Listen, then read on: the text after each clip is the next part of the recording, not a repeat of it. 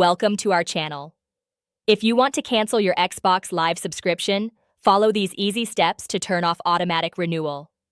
Step 1. Go to account.microsoft.com and sign in with your Microsoft account.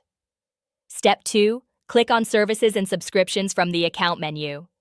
Step 3. Locate your Xbox Live Gold or Xbox Game Pass subscription in the list. Step 4. Click Manage next to the subscription you want to cancel. Step 5. Select Turn off recurring billing or cancel from the available options. Step 6. Review any offers Microsoft presents to retain your subscription or proceed with cancellation. Step 7. Confirm your decision to cancel by clicking through the remaining prompts. Step 8. Your subscription will remain active until the end of the current billing period, after which it will not renew and you'll receive a confirmation email about the cancellation. Don't forget to like this video and subscribe to our channel.